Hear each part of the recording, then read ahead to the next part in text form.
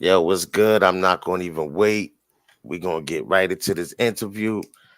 I got my man, Mr. Rogers, up here. What's He's good? been he's been a Diddy associate for a couple of years now, a few years. Yeah. And we're gonna sit down with Mr. Rogers. Let's talk about it. So how you met Diddy and how did you get involved with everything? Well, what up, Z? First of all, what up, Z? What's Long going time. on, brother? Um, I met Diddy. The first time I met Diddy was through my man Chuck Bone. That was years ago, like a long time ago. They brought me up to Daddy House Studios, and me and him met. Um, but it was brief. But we had a connection because this is the time he ripped his wrists up. Um, and everybody said it was over like broken champagne bottles or whatever. And I had ripped my wrist up punching a window, and I had the same like contraption on my hand, and I was like, "Oh, it hurt like hell, don't it?" And he was just like, and I showed him the scar on my wrist, and he was like, "Yo, they be thinking I'm bugging. They think I be fucking like lying. This shit hurt." And blah blah blah. I was like, "Yeah," like I was like, "Cause your veins is twisted," but yeah, I met him through Chuck Bone back in the days, but when I started working with him, I met him through Devon Stevens, his choreographer. Okay, and that's how you started working with him, Yeah, basically. yeah. Basically, I started working with him. Devon set it up.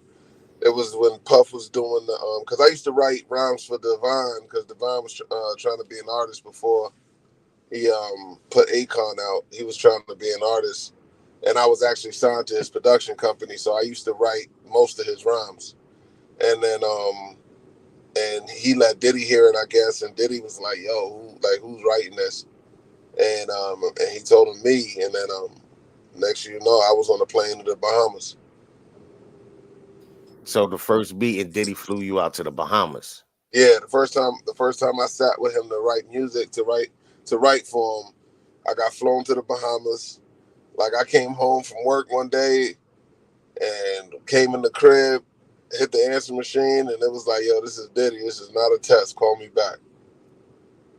And I was like, "Yeah, I thought people was playing on my phone, but lo and behold, it was him." And the next day, I was on the flight to the Bahamas. Okay, okay, and that was the first meet, and so that first meet and everything was just straight. Everything was good.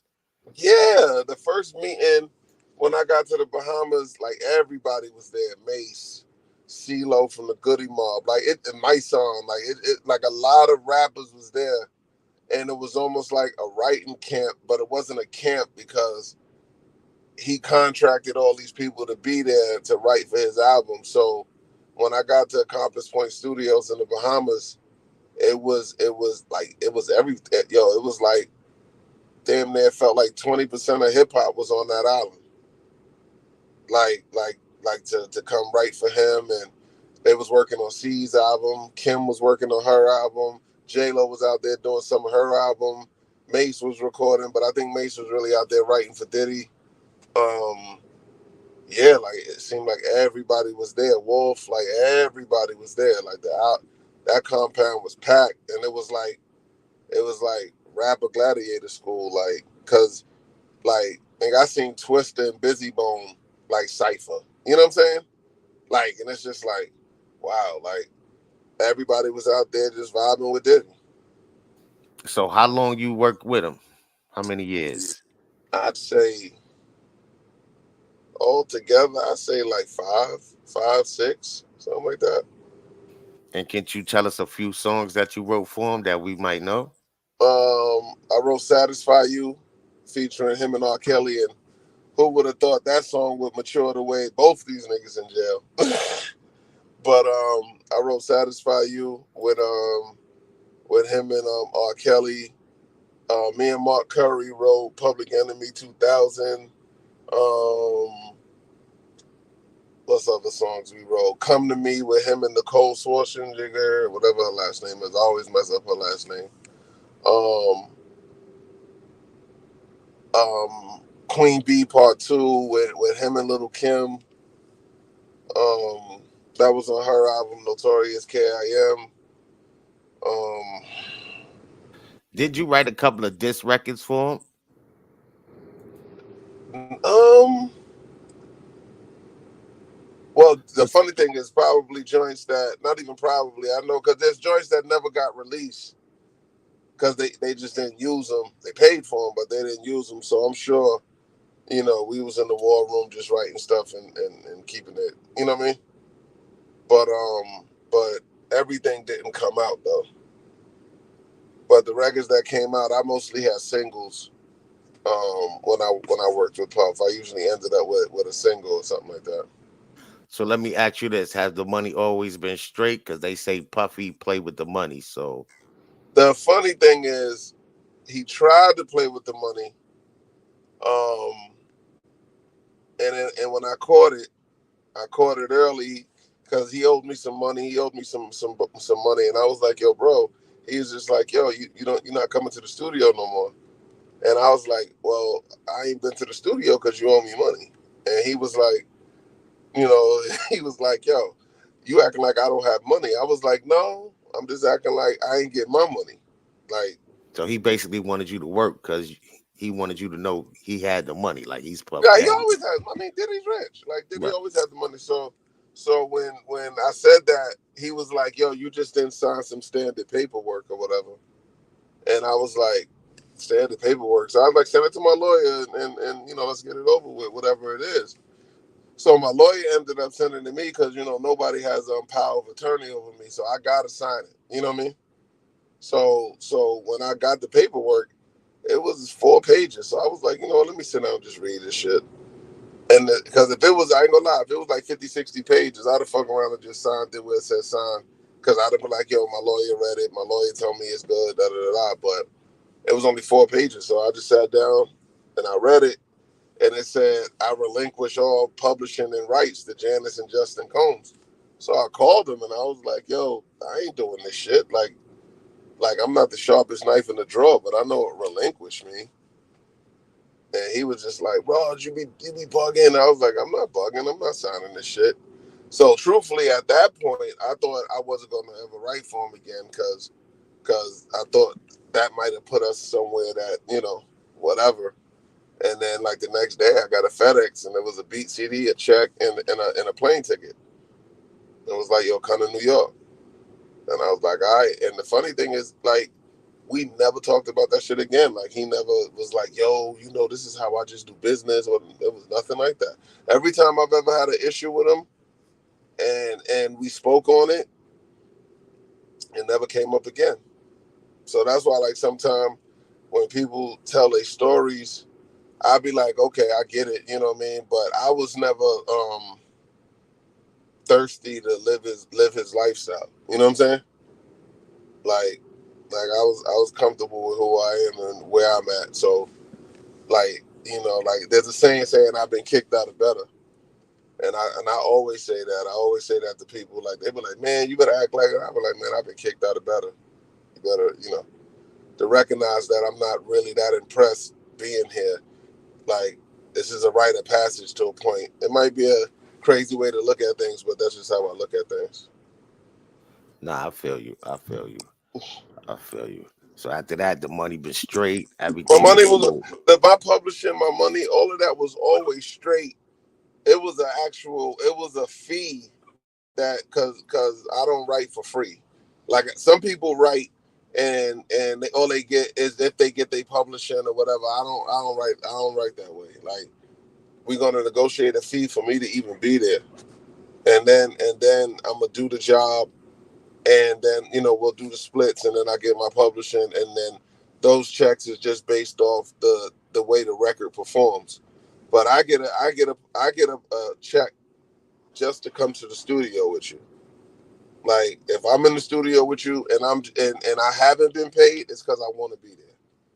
And it may be an artist I'm working with or a friend of mine or something like that. But if it's somebody with a deal, a label or whatever, no, I get a writer's fee. Like Raj ain't gonna be there if he ain't getting paid. Okay. Okay, now let me get into the harder questions. Yeah. Okay. Have you ever seen him be disrespectful to women around you? No, and that's the crazy thing about all of this. Like, cause like I've seen him with J Lo. I've never seen them argue. I've never seen him like be extra with her. Like J Lo, the one that so satisfy you for me. Like she the first person to hear it. I said it to her, and she ran and went and got him, and she was pulling him, dragging him to me, and he was like, "Yo, Ross, what you say to my girl?" I was like, "Nothing, bro." And she was like, "Say that again. Say that rap again." And then I said it, and that's how I so satisfy you. I've never seen him, and I'm really trying to think like to like I've never seen him. I've seen him turn up like on the whole staff, because one day he had to go somewhere, or he told everybody he was going somewhere. We were still in the Bahamas, and I don't know if it was a test or he got back sooner than he thought he was going to get back. But everybody took that time when he left the island to use it as a day off because he works everybody like Diddy works you. Like it's not like you're gonna be there. It's not a vacation. Like he works you. You know, we gonna write a record over and over again until he's satisfied with it. So he can work you to your last nerve. That is definitely real. But he left the island, and only like me, Mark Curry, and like somebody else was just like we were just sitting around because without no engineers, no producers, everybody kind of left and did their own thing. And we sitting in the lobby of the studio just talking, and he walked in, and we was like, "Oh shit!" And he's like, "Yo, where everybody at?" And we like, "I don't know." No music was playing in under the studios and nothing. And he was like, "Yo, come with me." So we all was with him and we was chilling. And then word got back, he was back, and then it was a big meeting, and he turned up on everybody like he was screaming. He was like you, but it was more of it was in my opinion it was more leadership like I can't turn my back for 2 seconds without everybody running and doing their own thing. Like he's like, and the only people ready to work is the writers. But how they gonna write and record if there's no engineers, if there's no producers, if there's no so I seen him turn up on that level, like on some like let's get this music done. I've seen him lead. I'll say that. I've definitely seen him lead and I've seen him discipline, but I've never seen and I've seen him with a few women. I have never seen him like fly off the handle at a woman, and I've definitely never seen him put his hands on a woman. Okay, so question: how did you feel after the Cassidy video? After I saw the Cassie video, I was like, and I'm the father of a daughter, and people in my family have dealt with domestic violence. And with that said, I've never seen my dad put his hands on my mother, and I've never seen my dad even raise his voice at my mother. And I know that's rare in the black community, but when I saw the Cassie video, I was disappointed in him. I was because I don't, as a man, it's almost like when the Ray Rice video came out and he knocked his girlfriend, now wife, out in the elevator, and I was like, yo, damn, like what would push somebody to that level to have to put their hands? My dad taught me, as like I said on my live, if you got a hitter, you shouldn't be with her. But to deal with that kind of to see it, I was disappointed in him. But then it also made me think like what kind of trauma or what has he seen in his childhood? Like did he see that as a child? Um and then to hear now that people said he's been on drugs the last 15 years, like my whole time around Puff, like he used to make fun of people that smoke weed. Like he used to be like, look, that's why y'all skin is black as tar. Y'all smoking them cigars all day and blah blah blah. So like it's weird to hear somebody that was on it like that is on and they don't and people are saying allegedly there's not even a drug of choice. It's like whatever's there kind of shit. Like, oh yeah, niggas got pills, let's do pills. Oh niggas sniffing coke, let's sniff coke. Like and I'm like, that's so far from the Diddy I know. But in this industry, it's hard to really, say know somebody like that. You know what I mean? Like, Okay, another question. Have you yeah. ever seen him slap somebody on the ass or, you know, act in a way other than a man's supposed to act? I mean, we've all smacked somebody on the ass, but Nah, Raj, I ain't smack nobody on no ass. I ain't smack no nigga on you no ain't ass. never smack a woman on the ass. Oh, woman, I ain't smack no nigga on no ass though. Oh, see, that's what you asking me. I'm thinking Yeah, you talking about women.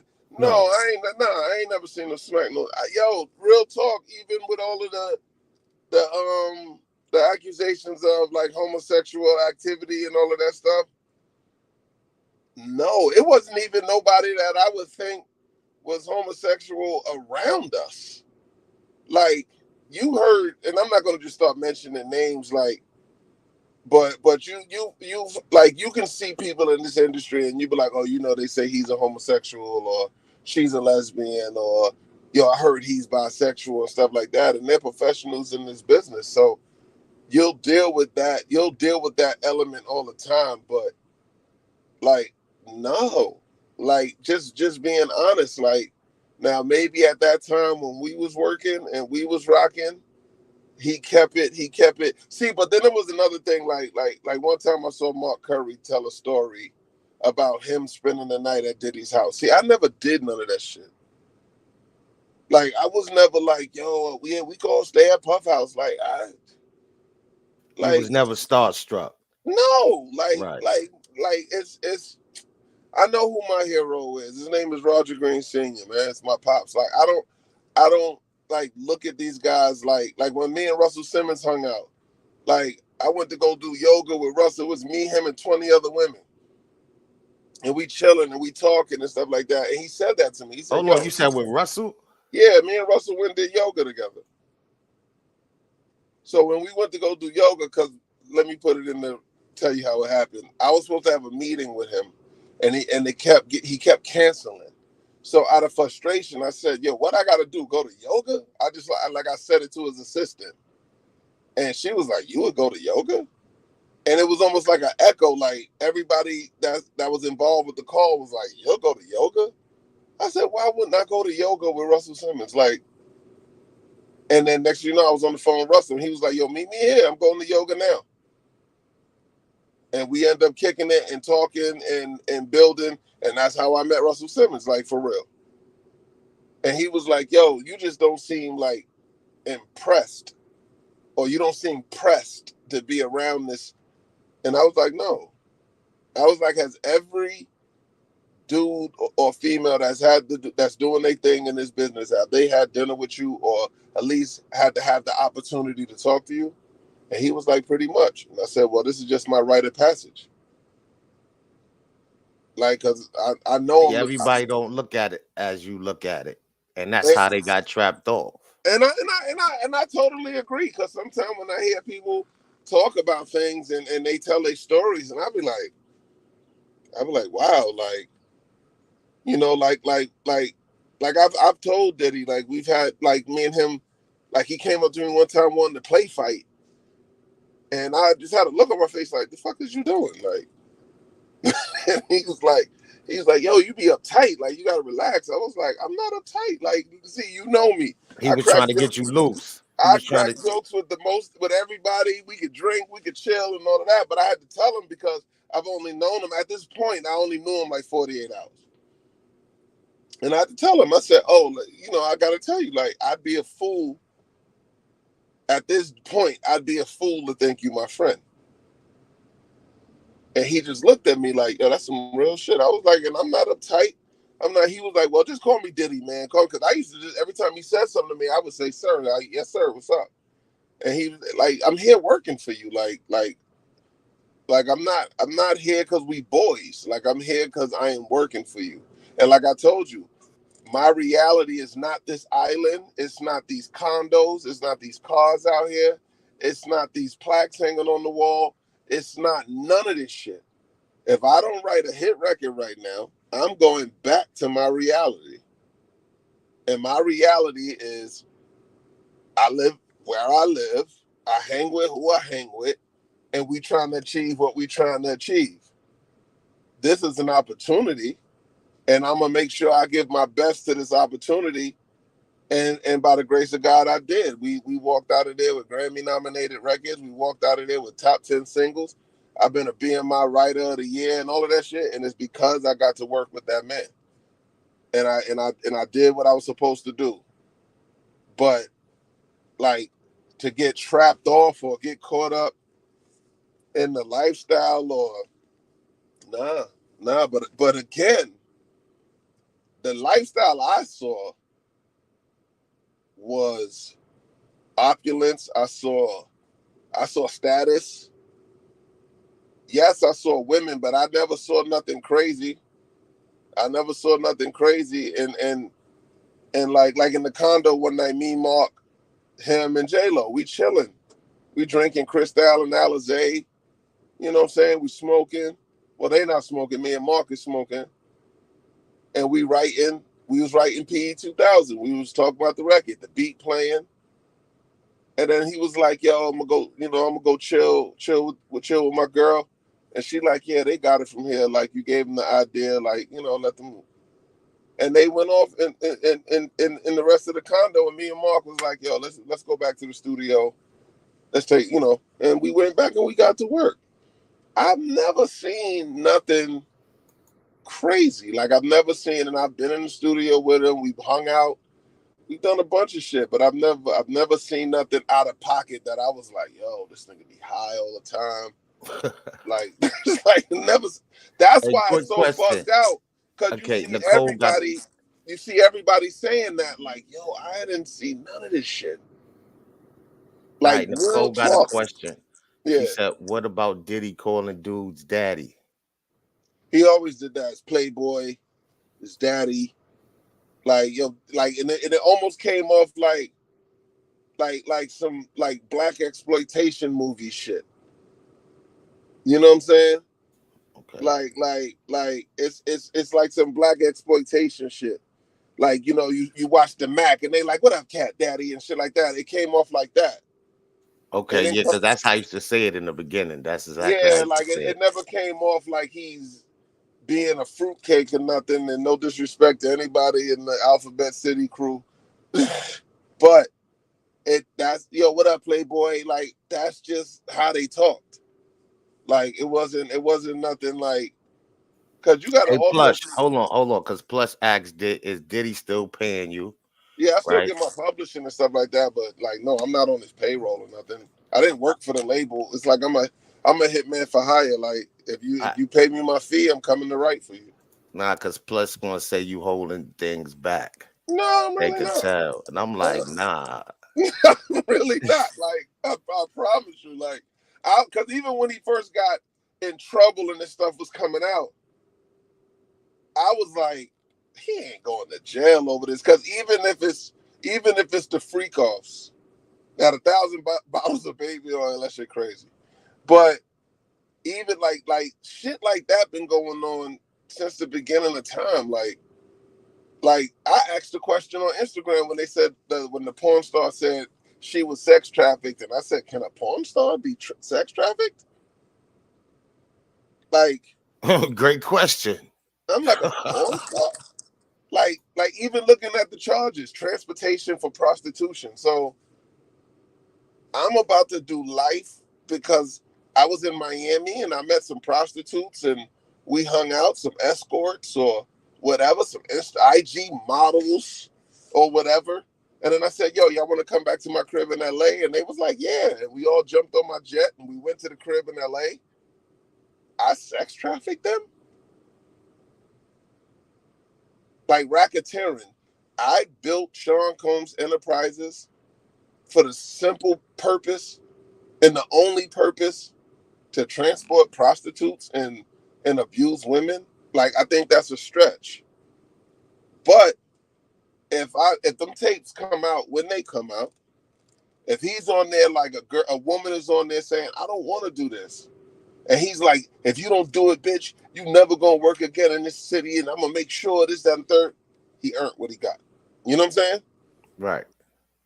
But like, okay, women, any of the ladies that's listening or whatever, because I've been there and seen a relationship on a personal level where a dude would put his hands on his girl, and if you jumped in to stop it, they would both fuck around and jump you I because seen that also. they have that kind of love for each other.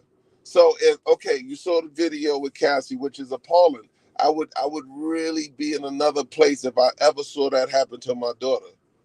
Like if I ever saw that happen to my daughter, some other shit is gonna happen. But she stayed 4 years after that.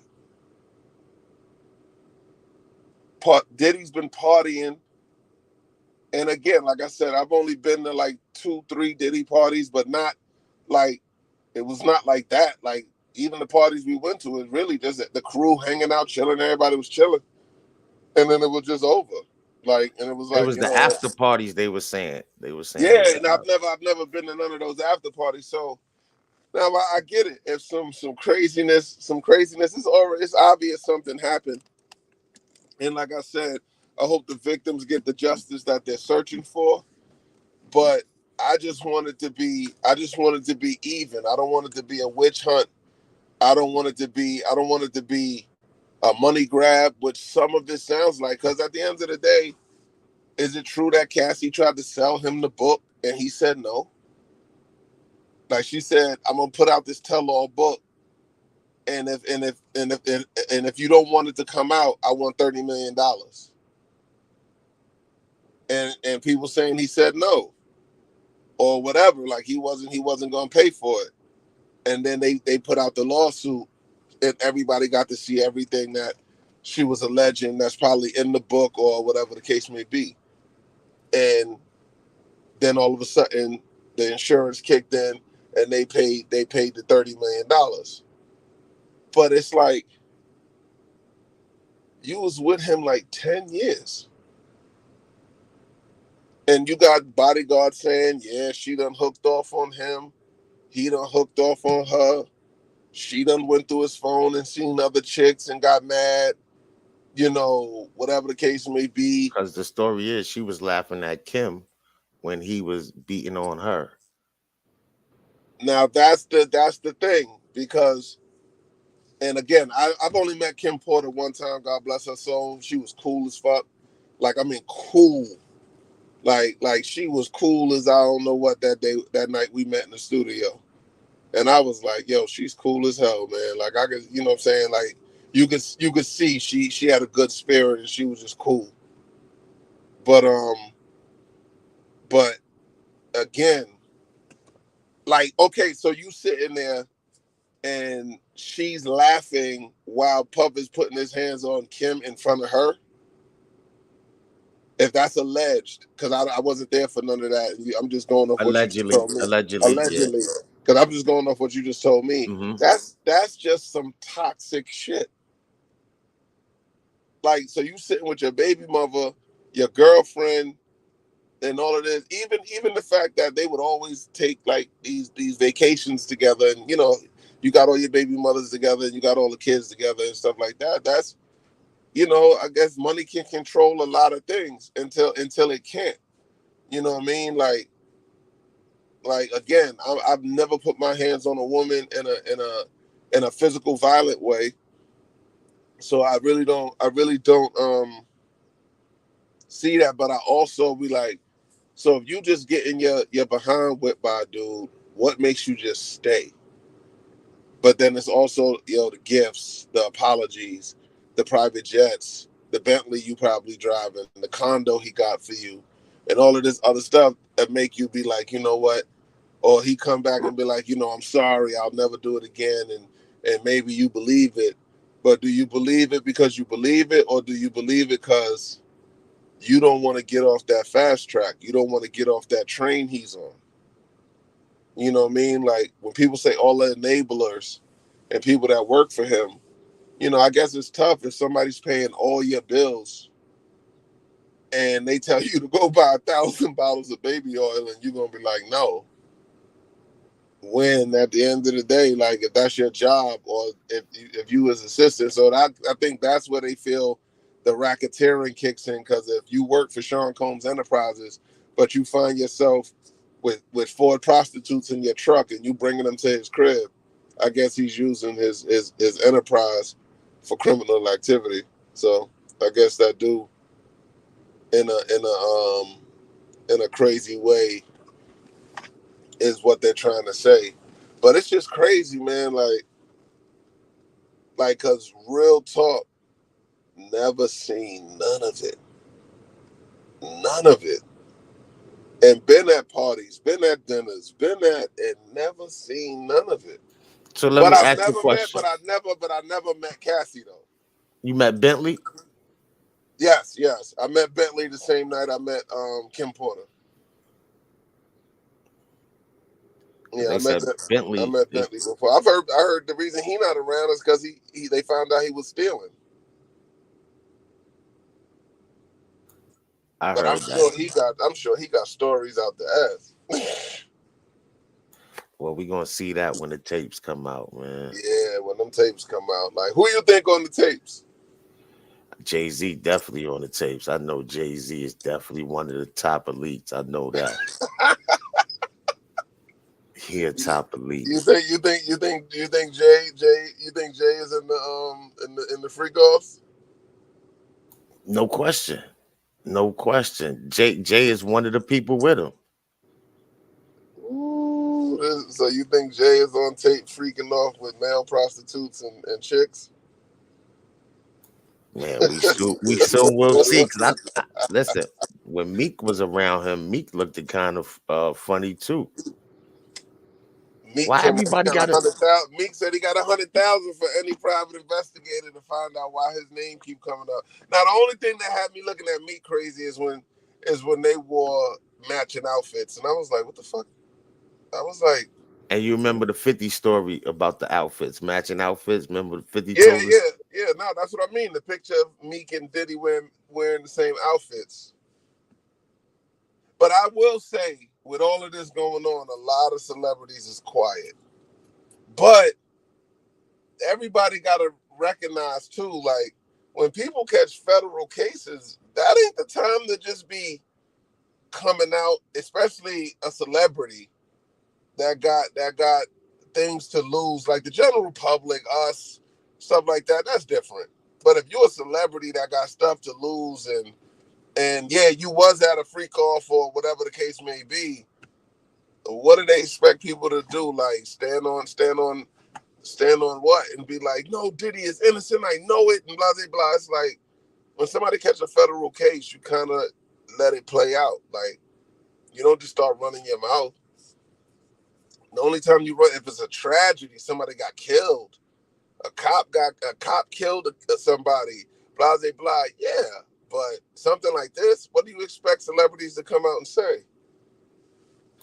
Man, he was drugging them females. You want somebody that was probably at the party to say that that's probably on the same drugs. They're not about to say that.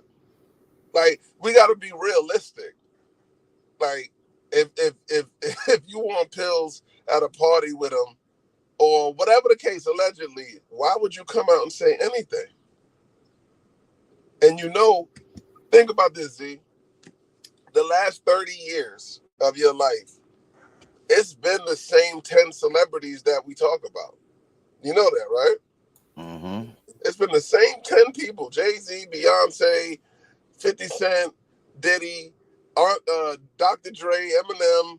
Not saying that all of them is at these freak offs. That's not why I'm saying this. But besides athletes that come in the leagues and they leave, we've been talking about Michael Jordan, LeBron James. It's the same names over like the last 30 years. Like as big as everybody thinks this business is, there's more employees and people that help make the machine move than they're actually heads of it. You know what I'm saying?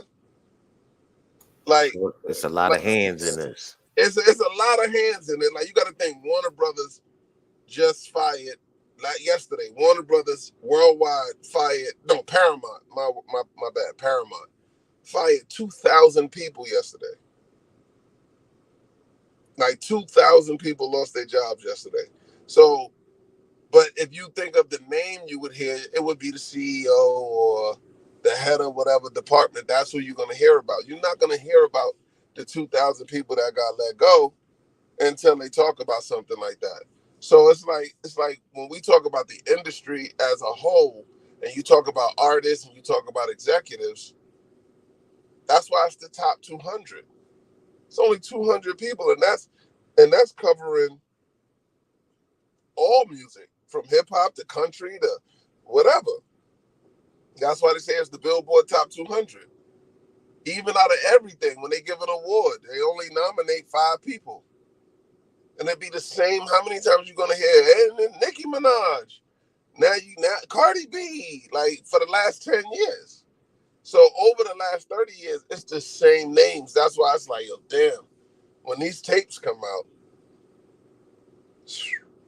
when these tapes come out, I just hope it's nothing like like because nobody want to see a public tape that come out and somebody's being raped. Like nobody want to see that. Now, if that's what's on these tapes, he need to be dealt with accordingly. You know what I'm saying?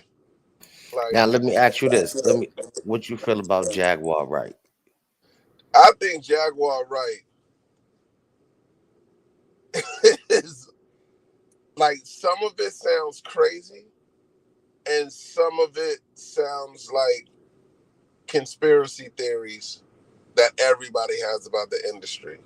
Now, the only thing about her is it's one thing to be like, yo, I know this about this person, and I know this about this person.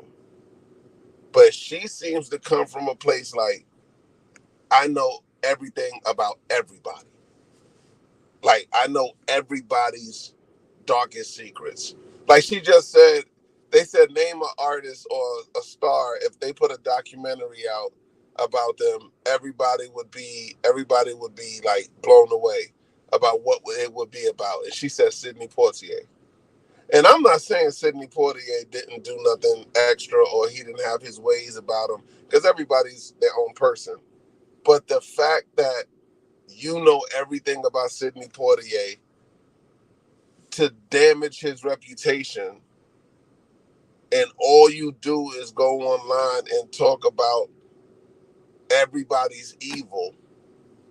Like she'll tell a story about, yeah, you know he liked them young girls, but you told the same story about you being 19 and your boyfriend was 52 years old and he was in the Wu-Tang, and then you mentioned the name nobody's ever heard before.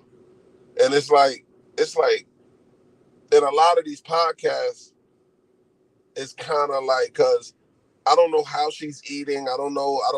I'm not pocket watching anybody. But if they paying you $2,000 to show up and do this, and you need that $2,000, you're just gonna make sure you got something good to say. You're gonna make sure you got something, like you're gonna make sure you got something tasty to put in that clip, in that click line to keep them bringing you back. Now nobody's going to question what she says, because nobody's gonna go to war with her. This is the nature of the internet. Nobody's gonna be like, you know what, I'm tired of her talking. Let's debate about what you're saying about me. Nobody's gonna do that. So she's gonna continue to be able to say whatever she wants. Like I like Charleston White, because Charleston White telling you this part of me right here is completely false.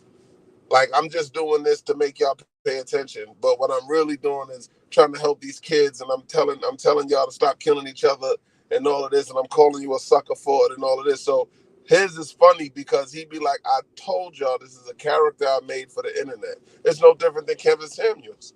When Kevin Samuels first came out, he was telling dudes they need to step their game up, and he said it out his own mouth. If I start talking about women, I'm gonna be an overnight sensation.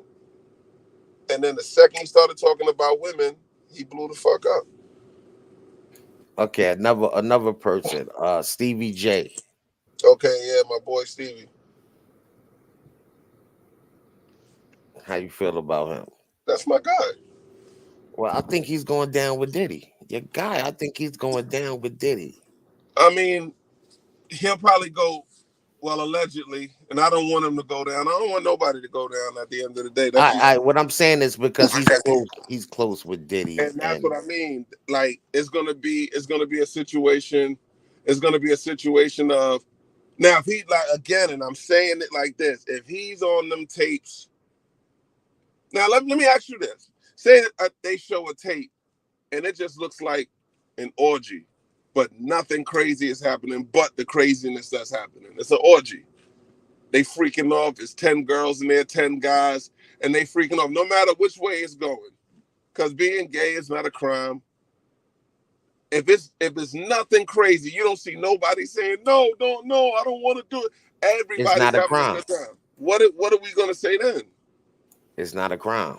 Exactly. So I'm like Stevie J is one of his closest friends, and Puff is one of the people, if not the number one person that put Stevie J in position to be Stevie J and take care of his family and produce and show his talent. Because Stevie, his brother, all of them is amazing musicians and producers.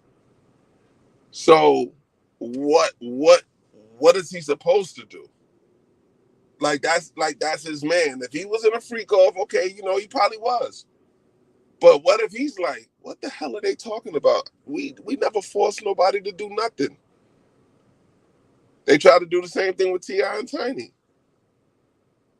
because rich people are throwing freak offs. I'm not saying that right, wrong, or indifferent, but rich people throw freak offs. Rich people, broke people throw freak offs. Right. Like, what are we talking about? Like, there's freak offs happening in projects But right now. the elites, the white people, they started the freak offs. Exactly. They've been going. That's why I said it's been going on since the beginning of time. They say prostitution is the oldest the second oldest profession. I wonder what's the first one though, because they always say prostitution is the second oldest profession. Now, somebody of Diddy's stature, he's not meeting chicks in Walmart. Like, of course, this nigga knows prostitutes and porn stars and actresses, and he knows. Like, it's a small pool. Like, it really is. But again, even how damaging and disrupted and how crazy that tape of Cassie is, and it is. That's not what he's on. That's not what he's being charged with. Think about this. That happened in 2016, and she stayed with him 4 years after that. The tape just came out, and we're all blown away, me included. Like, I am not giving him grace over this tape. But they set aside a statute of limitations, and Los Angeles can't charge him. So that's not in the affidavit. In And the she stayed with indictment. him 4 years And she afterwards. stayed with him 4 years after that, and then started sleeping with the trainer he hired for her to get her back in shape or whatever they doing. And now she got 2 kids with him. They happily married. I hope she's happy. I hope there's bliss and everything. Y'all went your way. Y'all had a 10-year toxic relationship. You left Ryan Leslie, who was helping you with your career. He was your boyfriend at the time. You left him to be with Diddy. Now, think about that. Like you left Ryan Leslie, who was doing business with Diddy, probably bought your music to Diddy, and you embarrassed him to the point that you left him for Diddy. His career got left for dead. You and Diddy running off doing what y'all doing. Now y'all got this 10-year tumultuous relationship. You leave him. Y'all been separated. Like, y'all ain't been together in a minute now. And I don't know if he's been calling and threatening and all of that. So I don't know. I don't know those things. But I'm just saying how it looks from the outside.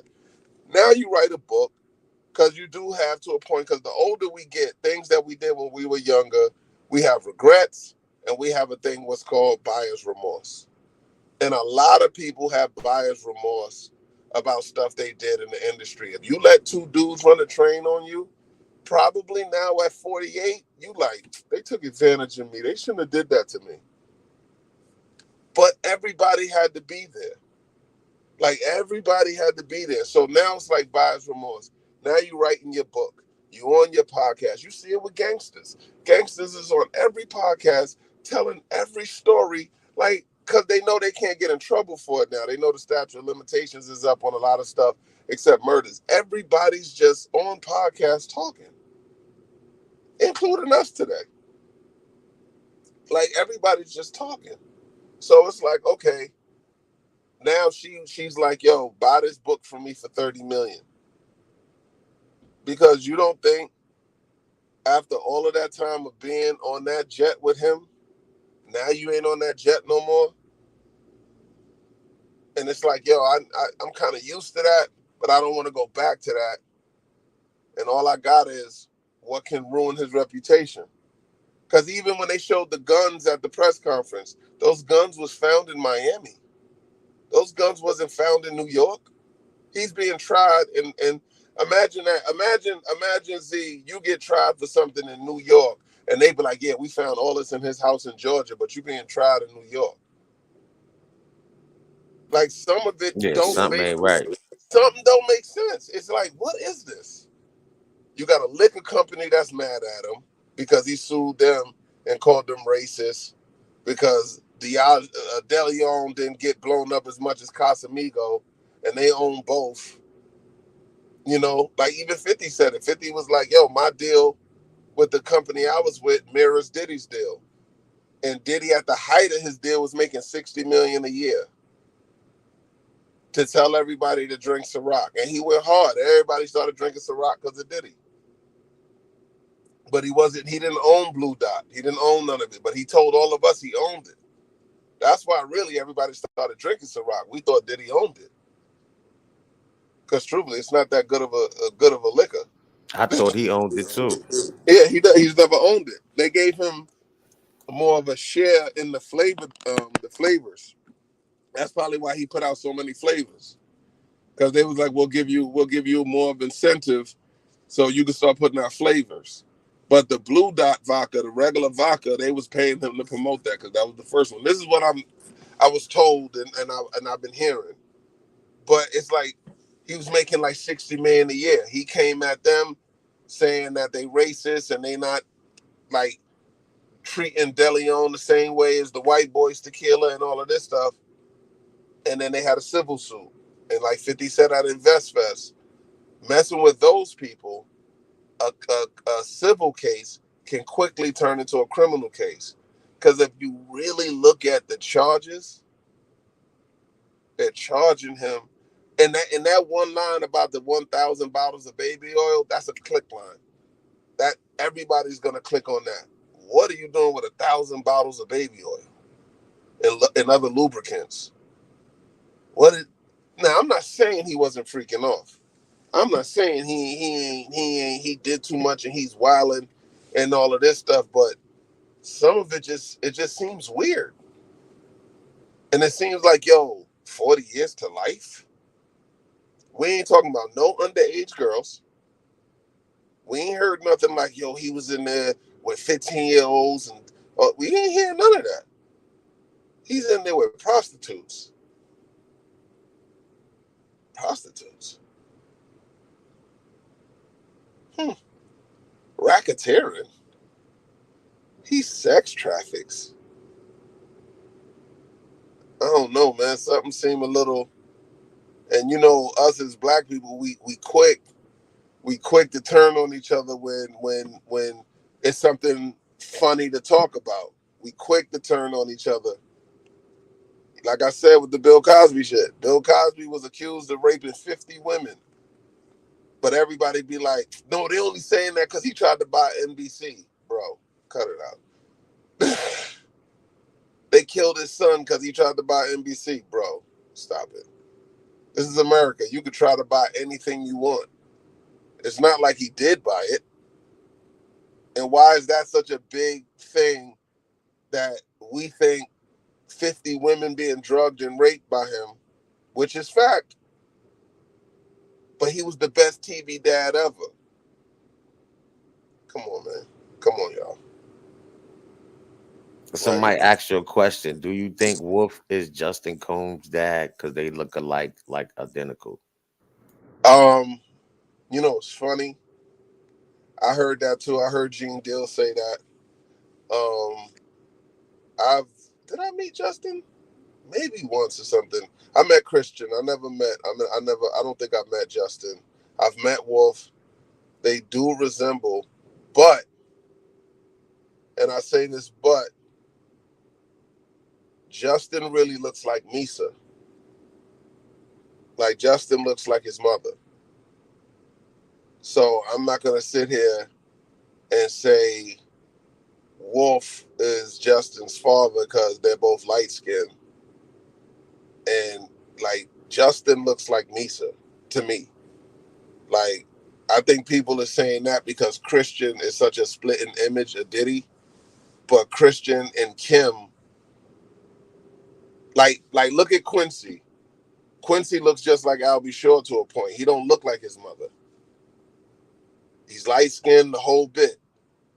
And Kim Porter's his mother, dark skinned, blah blah blah. So it's like I ain't gonna sit here and say I don't even think that shit is true. Truthfully, that shit. He looks like Misa to me. Yeah, she probably heard that from Jane Deal though. Yeah, Gene Deal out here. Gene Deal, Gene Deal out here telling his truth and how he feel. And I never met Gene Deal, you know what I mean? But yeah, Yeah. he out here, like and see, with even stuff like that, with everything going on, like why is that even a thing? You know what I'm saying? It's like Well, he's saying he been said a lot of stuff. he been he said a lot. I ain't gonna lie, he said a lot, but I don't believe everything he says. But I don't think everything he says is a lie. I don't think everything he says is a lie, but I don't think everything he says. I don't take everything he say is law. But one thing I can say, everything he said about he's getting arrested in September. This is because even Reggie Wright been saying it. Reggie Wright was like, Diddy going to jail. Suge even said it. Diddy going to jail. And I was like, nah, for sex parties? Like billionaires is going to jail for sex parties now? No, I think But he that's, was just doing too much and pissing off the elite. Like, I think he pissed remember on off at least Halloween, the two Halloweens where he dressed up and as the Joker in Batman. yeah, That doesn't. That's not. That's see. That's the because then he stuff pissed off Warner Brothers. that don't. But that look, they told him not to dress up as the Joker no more or whatever. But how you gonna tell somebody? How you gonna see? But what he did was, it wasn't he dressed up as the Joker and ran around the streets, which was, I ain't gonna lie, it was dope. He really pulled that off. But he did a DeLeon commercial dressed as the Joker. And that's when they put the cease and desist. I don't know if it's still on YouTube, but he did a whole commercial and he was shooting the gun and the ground lit up on fire and there was the logo for DeLeon and he was like, like saying drink my tequila type shit. And that's when Warner Brothers was like, yo, you can't use Joker for that. And don't be the Joker doing that. So they cease and desisted. And then the next year he came back as the Black Batman. Now that was a like, it's Halloween. Fuck you. How you gonna tell me not to dress up as the Joker? But he did that commercial, so I understand why they did that. If anybody he pissed off and it was real issues and could be like behind this, I would say I think it's called DeLazio or whatever it's called, the liquor company he deal with. Because he called them racist. He went in. Like it wasn't even like, yo, we just having a little issue and we trying to fix it. And I love being their partner and all of this. Like somebody paying you $60 million a year, you got to really think. Diddy ain't had a hit record in like 15 years, so he's not eating off music. He's eating off his catalog, but he's not eating off music like how people got to really understand. And when you look at the music business now, the music business has been bleeding for like 15 years. Like a lot of people's not eating off music no more. They eating off all the other ventures they're doing. So he went wrong. I think it's with the liquor company, and maybe they like, okay, here's the smear campaign. Like you bit the hand that fed you. So I'm gonna go at you. It's almost like Deshaun Watson and the Houston Texans. When he was their quarterback, all was good. He signed that contract and said, I don't want to be your quarterback no more. All of a sudden, there was 30 lawsuits against him saying he's been sexually abusing um, massage therapists. out of nowhere, like 40 accusations. Like, and it's like, so either he was doing this and they were protecting him and sweeping it under the rug and giving the girls a little money to be quiet, and then the second he disrespected them, they was like, oh, you forgot about all these lawsuits and threw it out. And even in all of those lawsuits, he still went and got a $230 million guaranteed contract from another team because they was just that desperate for his services. But it's just so crazy. Like, there is, you get around these elites, and it is different. Like, and it depends on what you're really willing to do to stay around it. Some people get caught in compromising positions. Some people sell their soul, like people say. And then you got people that's like, yo, I've been kicked out of better. I ain't got to do that. Let me But ask you a question. Do you think Shakespeare was throwing parties like that? truthfully, no. Okay. Well, I I mean, think we come on. That's Atlanta. You can go to any strip club in Atlanta, and that can just happen. Like, Atlanta, in my opinion, is black elites. Like, it's black on every level. Politics, athletes, music producers, drug dealers, homelessness, homosexuals, from the bottom of the barrel to the top of the top, wrapped inside of a white racist state. Atlanta is like Atlanta is the closest you're gonna get to Wakanda in America. Like, like Atlanta is Wakanda. Now think about all of the sexuality and all of this stuff that we've seen since we got there, and now I haven't lived in Atlanta in what, 15 years? nah, it's different from It's way when different. way different. It's way different. So no, like, do I think they had a good time? And yeah, but I don't know. I don't know. No. You know what I'm saying? And shouts to Shake. Like, nah, I think Yeah, shout outs to Shake. Shout outs to yeah, like, Shake. I think Definitely. anything happens, like anything happens. Like, you know what I'm saying? Like, shit. You go to gentlemen's club and I anything can only asked that because I used to always say Shake looked like a little Puff Daddy. happen. So Well, because the thing about it is, Puff, on a business scale, if you got your deal, or you starting your production company, Puff was the blueprint. Puff was the blueprint. Everybody was like, "Oh, craft the record like this." Like, I learned how to make a hit record besides learning what I naturally know, learning what I learned from Sweets, learning what I learned from Divine, learning what I learned from Shakim and Akon. That was the pre. That was like, like high school. That was, oh, Raj been nice since junior high. You know what I mean? But then when I got to Puff, learning how to really make a hit record, learning how, oh, the science to it, not the, my lyrics. Like, no, nigga, your lyrics is whatever. Like, I get you, but there's a science to making a record. There's a reason why girls like this record. It's a reason why girls like this color. It's a reason why guys like this. It's a science to this shit. I remember when I got to work with Mike Karen and B.O.B. and all of them, and I was in L.A., they had a thing on the wall, the hit record, the rules of a hit record. You know why you can listen to a booty record and they be like, up and down, round and round, side to side? It's logic. It's complete logic. I don't have to explain side to side, left and right, up and down, left foot in, right foot out. I don't have to explain that to you. I don't have to convince you. Your brain already knows that. so basically Diddy taught you a lot How to about make? Oh man, no, about a no. hit Like, record. how to make a hit record. I've watched Diddy. Like, I don't think he gets the credit. Like, when we dissatisfy you,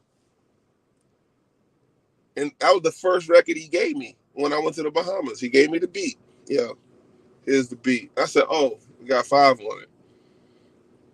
He said, yo, if you write this the right way, it's gonna change your life. This is what I need. I need you to touch I need you to touch the DNA of a woman's soul. Can you do that? Can I do what? Wow. I need you to touch the DNA of a woman's soul. I said, all right. Now on the plane ride down there, I'm writing all kinds of rhymes. I fly, oh, baguettes and all, and I'm writing all kind of bad boy shit that I feel is bad boy shit. The first version to satisfy you, he said no. I said, okay. Went back, wrote another one. Yo, you just talking about what I could buy her, nigga. Everybody know that. I need you to touch the DNA of her soul, Roger. Now, being honest, how old was I at that time? I don't know. How old was I at that time? 1999. So I was 20 something. You're not really thinking on a level of any woman you've ever been with. You might have said some sweet stuff for her to like you or whatever the case may be, but I don't know if you was on it like, can you touch the DNA of a woman's soul? Like, even women you was talking to in the club or even your girlfriend at the time. You're a young man trying to figure it out. You out and about, you meeting, you courting, you doing all these things, but are you, at that time, could you even say, yo, I was so in love, I was so deeply in love, like I touched a level of love that I don't even understand? Probably not. So by the fourth time I wrote this record, Z, he kept saying no. They got better, but he kept saying no. He kept saying no. And to be fair, like when he tried to play fight with me, that was around that time because he was like, yo, son, loosen up, like relax. Like, I'm probably walking around looking like, God damn, I'm about to get sent home. Because there was a lot going on with me at the time. Like, I got that phone call on a Wednesday. Thursday, I was in the Bahamas. My rent was due Friday. Like, I took a straight leap of faith to go do this. You know what I'm saying? Like, Man. so when I talked to Mita and Hillary and all the girls that was out there, they like, what's up with you? And I'm like, yo, what do y'all want from a man? Like, this shit is crazy. Like, what the fuck am I missing? And next thing you know, I'm sitting Indian style on a beach, surrounded by these women, and they're pouring into me. They're telling me, like, a man, why don't men want to pray with you? Why don't a man understand? Like, I want to help him become great, but they gotta cheat on us, or they gotta do this. And they all black women. Why they treat us like this? Why they say this? And I'm sitting there like, oh shit. There it go. There it go. I gotta go, y'all. Ran, gone. Take me to the hotel. I'm not going back to the studio. Take me to the hotel. And I sat in there and I wrote that shit. I came back the next day. The first woman I saw was J-Lo. She like, what you doing? I was like, I'm writing a song. She said, can I hear it? I said, yes. And when I said this shit to her, you the How the light when lyrics I go? can't, huh? How little bit of the lyrics go, Raj? I'm the light when you can't see. I'm the air when you can't breathe. I'm the feeling Ooh, you can't leave. Um, some try, some I don't even remember it. I want to I grow know old, that praying with joint. you, pray with you, stay with you. Like we making love all night, bending bed coils, putting seeds in the soils. All of this shit. When I said that to her, I saw it in her eyes. Like she was like, oh shit. And ran and got this nigga. And he was like, yo, what you say to my girl? I said, bro, all these niggas behind the wolf, all these niggas. I'm like, bro, everybody relax. And she said, say it again. I pressed the beat again and I said that shit. And he said, you like this? She said, I love this. And he said, congratulations, Roger. You sold a song. And that was the first record Mm. I sold. And that was a hit. And that was my hit. That was my first. I had records before, but that was my first hit record, Grammy nominated, all of that. Like that was my first hit record. I didn't even hear R. Kelly do the hook. Like I didn't. It didn't have a hook when they gave it to me, and then Kelly Price did the hook. And I was like, when I heard the record for the first time is when I saw the video at Justin's at the Biggie party, and I was like, oh shit. And niggas was calling me like how it feel to be the number one nigga in the world because we had like the number one and number two record at the same time or whatever it was at that time. But that's like Look, that's why when you said you called him the champ, that's like son, that's why I and truthfully I was thinking of the Nas record. That Nas record, they even locked the champ up. My man's in handcuffs. I forgot what record that is with Nas. But oh yeah. that's why I said that. Like, but truthfully, like, I don't have those crazy that these poor women went through. And again, I really hope they get justice. But if they're lying because it's a bigger agenda at hand, I hope they don't. Because it's weird to raid the house in LA, raid the house in Miami, but charge him in New York. What crime did he commit in New York? That they gave him the key to the city a year before.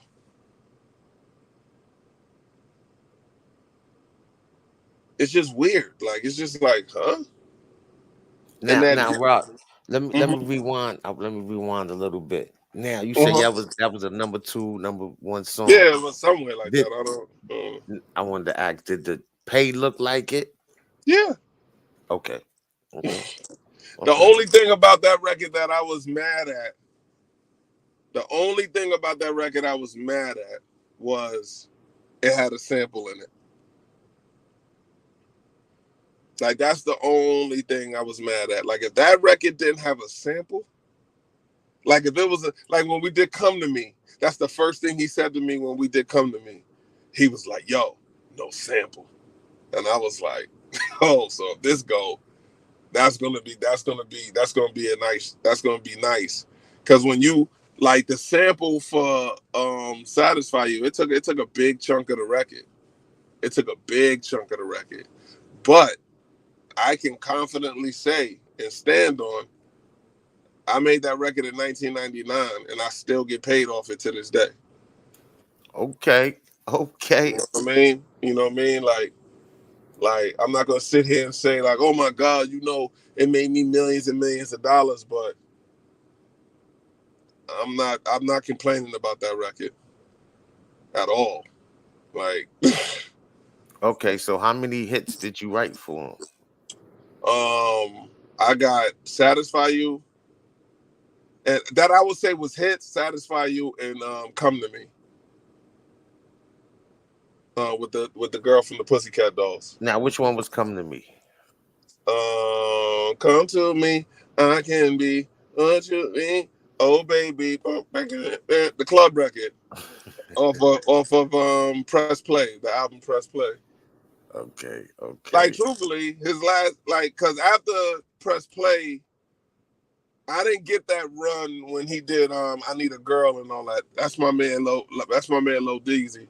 He was the one, like one of the ones like behind all of that stuff. So I didn't get the run when he was doing I Need a Girl. But I really think Satisfy You set up him like, oh, let's make these girl records. You know what I'm saying? Like I think it was kind of good you got out. You know what I'm saying? Before everything you got know what's crazy. crazy? You know what's crazy on some real shit? Even if I was around for those records, bro, I wouldn't have been at them parties like that. Like, I'm notorious for leaving. Like, everybody always says that. Like, Raj always leaves. Like, I always leave. If it's a party and we having a good time, I'm going to leave. Not Like, if I you don't know, stuck on the island. huh? Not if you stuck on the island. It's stuck on the island. Yeah, What I'm island? talking about you. He fly you out to his island.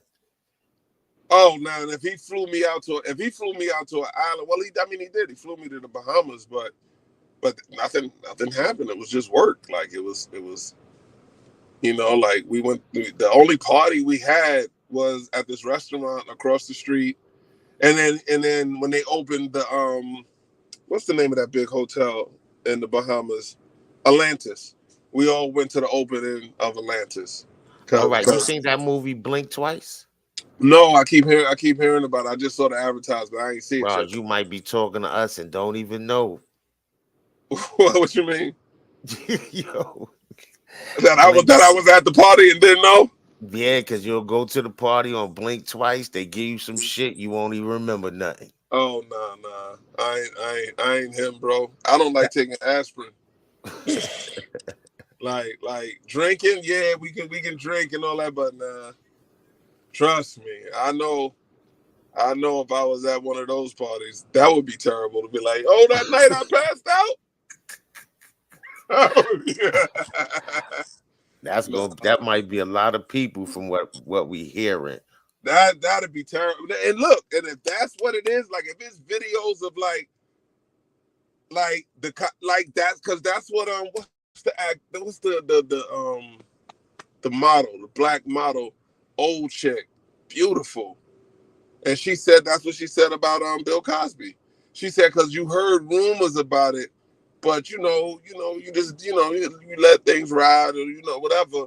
And then she said I'm hanging out with him, and we talking some business or whatever. I'm at his hotel, and we talking, and we having a drink, and I ain't even see him do nothing. So we enjoying the drink, and she said all of a sudden the room started spinning, and I just looked at him, and I said, "You dirty motherfucker, you got me." And then she said, I woke up, my clothes was a little messed up, but I woke up in the back of a cab. Like he got me out of there. I was like, oh shit. So she said nothing happened to me. But I told him before I faded out, I said, you got me, you dirty motherfucker. And I saw that, I forgot who was the actress that said that? Was it Diane Carroll? No, it wasn't Diane Carroll. It wasn't Iman. But it was somebody like of that stature, but was a model and shit like that. And I was like, damn, like he was out here like that. So if it's shit like that, like whatever's really gonna come to light, God is gonna bring it to the light. But again, I just hope it's not some elite, motherfuckers just want to tear him down. So this is what they doing, and they bring it and they bringing all of this stuff. But if he did this, like, because sometimes it's just overwhelming all of the stuff that can come out. But the way they got it positioned, it just looks weird. Like he's not charged with the Cassie stuff, but 9 times out of 10, their star witness is going to be Cassie. Okay, look, last question. What you think the outcome of this case is going to be? The outcome, the way they doing it, no bail, hard to fight a defense. You know what? I don't even want to say. I don't even want to say. I don't even want to put it in. I don't want to put my energy in the out there and be like, I said it's gonna be guilty and he's gonna. But it looked like somebody want him to fry. It really looked like somebody want him to fry. So once these tapes come out, because even with the tapes, it has to be some overwhelming. Yo, they were like raping women, raping dudes. Like they was doing all of this shit, and everybody was like, "Stop! I don't want to be here." And they was like, "Shut up!" Like it gotta be crazy, because if it just looks like a orgy, like you saw that last music video he tried to put out with Young Miami, that act bad shit, him and Fab and Yeah. now he was butt naked in that video on the couch dancing butt naked, wild, and they looking act bad, and all of this shit. Now, if it's shit like that, do you think he should go to jail for the rest of his life? And everybody is adults, and everybody in there, like for the most part, if 50 people take the stand and say these victims, right? Say 30 of them is prostitutes, like they were paid to be there and to participate. Do you really look at them as victims? I'm just asking. Listen, I say a lot of them looking for a payday. That's what I'm like. I think he's being set up by some other people because the way the case is. Now, if this would have been in 2016 and that tape would have came out and they like, yo, Diddy did this to Cassie and Cassie was doing this and all this, I'd have been like, yo, son, you wilded out. But that wouldn't have been life. That wouldn't have been 40 years. If that tape of Cassie would have been a charge, even now, what you think he would have got for that? You think he would have got 40 years for that? Or it would have just been embarrassing. He might have been on probation, some wild shit, had to pay her some money for the lawsuit, blah, for the civil case, and kept it moving. Like a person of his stature. But to really sit here and be like, he's facing 40 years for the racketeering charge. So if you're sitting in the jury box, you're going to sit there and say, he created Bad Boy, Sean Combs Enterprises, Sean John, all of the stuff he's built that we've known from Puffy since he was 19 years old, so he can traffic women and do all of this. And the reason you saying he's trafficking women is because he was putting prostitutes on his jet and taking them across. So you trying to use the Mann Act against him that they used on Jack Johnson in the 1800s. Because Jack Johnson was transporting his wife across state lines and he was a boxer and he was beating up all these white boxers and nobody could stop him. And they like, yo, he's married to a white woman. And they passed a law called the Mann Act and said he was transporting a white woman across state lines and they arrested him. But this white woman was his wife. But this is still a law. It's called the Mann Act. Wow. So you telling me Diddy, Puff Daddy Love, whatever name you want to use, was sex trafficking women because if he met one in Miami and said, yo, let's go to my house in LA and flew. So every chick that get flued out right now that's met a nigga with some money or whatever on Instagram and he flew her out, that's sex trafficking. If he has that, like, yo, I'm gonna bring her through. How many chicks is on the gram right now, like, yo, flying to Dubai and dealing with all these rich niggas, doing all of this shit? Is that sex trafficking? Somebody in the chat said something about murder. I think that I guess they talking about the Kim Porter story. But I'm that's not not a sure. charge. I know That's Albie Shore is advocating right now. Yeah, I'll be sure saying that he killed Kim Porter and stuff like that. But it's like, come on. I'm not saying he didn't, but I'm sure if he did, there would have been some kind of investigation, some kind of, hey, maybe they'll dig the body up. But you're gonna, that's not the charges though. And at the end of the day, everybody, even with Albie Shore, I don't know Albie Shore. And I have nothing against Albie Shore. And I hope Albie Shore is getting back to health and all of this. But if your child mother took your son from you and went with her new dude, and his son be calling Puff Daddy and all of this shit, I'd hate this nigga too. I got I you would on that. I wouldn't like this nigga either. I got you on that. Like, I'm just being honest. I don't Yeah, even the understand Freddie how you P think. interview, Rita. I don't think he really said too much, but he He said he didn't say did nothing. keep. I saw a couple clips. He didn't really say nothing. Like he brought up Quincy, and they said, "So who you talking about?" I didn't say nobody name. I understand. There's a lot of disgruntled artists. I understand that because the one fact about all the artists on Bad Boy, except for maybe 112, all these niggas only put out one album.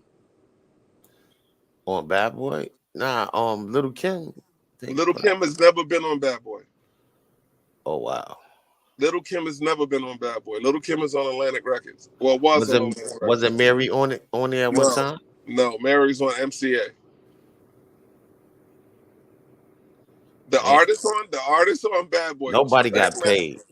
Craig Mack, Biggie, 112, Carl Thomas, the band, Danity Kane, Dirty Money, Mace.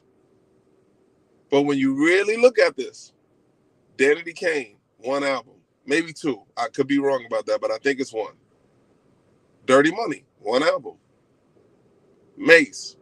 If he did put out the Welcome Back album, that was way after Mace came back. But really, the album with the hits, one album.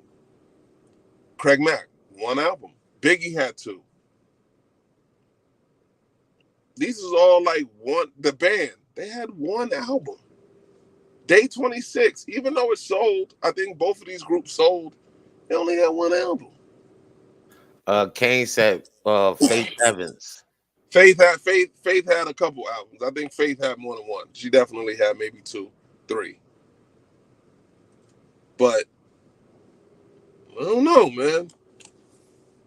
Cause I've heard Oh Carl no. Thomas say like, "Yo, dude, don't owe me no money." Like G Dep just said that. G Dep was like, "Nah, my deal was pretty straight. Like you get what you negotiate. You don't get what you deserve. You get what you negotiate." Okay, somebody said Danny Kane, they was abused by that man. Okay, they could have been. I don't know. You know, I know Aubrey's been saying it for years that she's been abused. You know what I'm saying? Like, but why she didn't press charges? Yeah, well, so we're gonna see. We're gonna keep in contact with Mr. Rogers. He definitely gonna come through and be Yeah, back. yeah, like we can. But I'm like, yo, I just whatever happened to these women and these dudes, if it's legit, I wish you get the justice you are seeking. But if this is a setup and some other stuff, not saying he's a saint. I want that on the record. I don't think he's a saint. Yeah, I think every man with power and different things, like, yeah, I'm sure they wild out and they have wild parties and they exploit their privileges. I'm sure they do.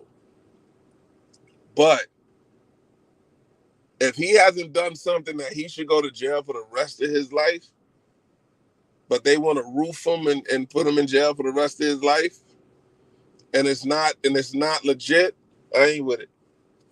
I ain't with it. I feel you. I feel You know you. what I'm On that note, one more question. You knew me for a long time, right? saying?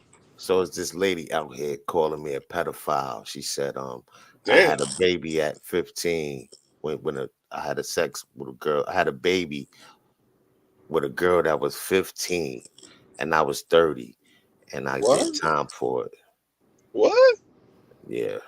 So I just want you to have you ever heard anything like that about me? I've, I've, I've never heard that shit sound crazy right now. Like, wait, what?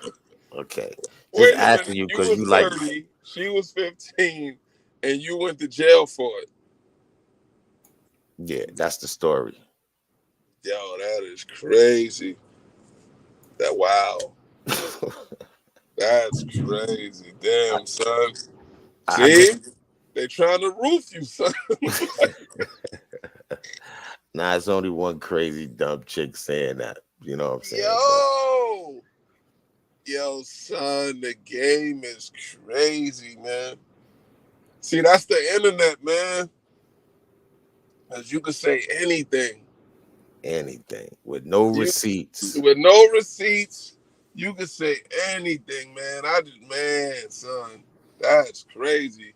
You should get a lawyer and sue her for defamation. That ass. That's a serious accusation right there. Right. Yo, listen, Raj, thanks for pulling up, man. Nah, all day, man. Good talking to you, man. It's been too long. We gotta stay in touch. Yes, yes. Yo, But make sure. we'll talk about the other shit too. Let me know when this link go up. Okay. And Okay. we'll, Well, it's we'll gonna go up as soon as we end. As soon as we end. I'm All gonna right, send you send me. everything. Yeah, send me the link. Send me the YouTube link, and let me share it around and stuff. I got you. All Hey, right, to thank. everybody listening, man, y'all stay safe, stay in tune. Zbanga Entertainment, Mr. Rogers. Be on the lookout for my movie News Cycle that is coming very, very soon, starring Omar Gooden, Gloria L. Eshkar, Dennis White. It's my directorial debut. Me directing a film written and directed and produced by me and Man Robinson. So y'all be on the lookout for that. Okay, and I'm gonna put that in the description also with the link to his Instagram. Let's do it. Let's do it. All right, thanks everybody for pulling up, replay gang. I'm gonna see y'all. See y'all later. All right, one. Peace.